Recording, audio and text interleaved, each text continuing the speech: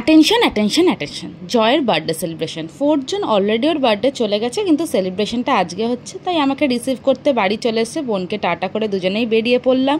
Second, happy birthday dear. আর তোমরা তো আগের ব্লগে দেখেইছো যে ও আমার বার্থডেটা কতটা গ্র্যান্ডভাবে সেলিব্রেট করেছিল। আমি হয়তো অতটা পারিনি, কিন্তু চেষ্টা করেছি যাতে ও এই দিনটাতে একটু স্পেশাল ফিল করে।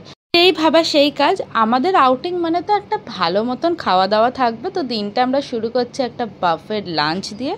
তাই আমরা মেট্রো করে পৌঁছে গেছিলাম স্প্ল্যানেড। আর এই যে সামনে দেখতে পাচ্ছ ফিয়েস্তা, এইখানেই হচ্ছে আমরা আজকে লাঞ্চটা সারবো। এর আগেও আমরা খেয়েছি এখানে, তো আমার খাবার দাবার এদের খুব ভালো লাগে, তাই আমি ভাবলাম কি যে এখানেই ওর বার্থডেটা সেলিব্রেট করা যায়।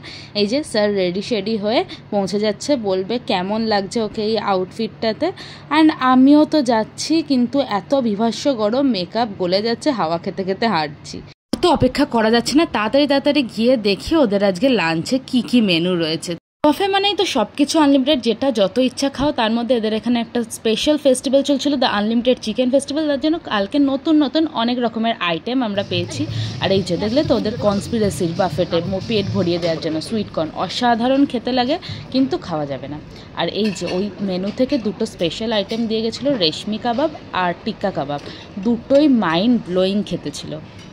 এদিকে তো আমি বার্থডে বয়কে বলছিলাম, না তোমার বার্থডে, তুমিও একটু খাবার দাবার খেয়ে দিয়ে রিভিউ দাও। আর খাচ্ছে দেখো প্রথমে সুইটকর্ন। আমি বলছি সুইটকর্ন বেশি খেও না, কিন্তু বলছে না খুব ইয়াম্মি হয়েছে, খুব সুন্দর হয়েছে। তো সুইটকর্ন খাচ্ছে, তার সাথে একটা চিকেন চিজ বল টাইপের ছিল, তো সেটাও খেলো। সেটাও খেতে খুবই সুন্দর ছিল। মানে প্রত্যেকটা starter item obviously mind blowing হয়। স্যার এই একটা জিনিসই খারাপ লাগে, ওরা কোনো কমপ্লিমেন্টারি মকটেল দেয় না, এটা আলাদা করে অ্যাড অন করা।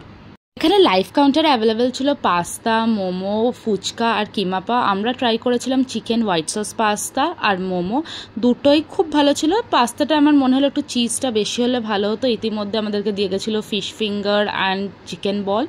এই যে মোমোটা, জাস্ট লুকটা একটা পাহাড়ি ফিল, আর খেতেও খুব সুন্দর, পুরো চিকেনের ঠাসা। চলো আমরা এই স্টার্টারগুলো এনজয় করি, আর পরের ভিডিওতে আসবো মেন কোর্স নিয়ে। Tata, by.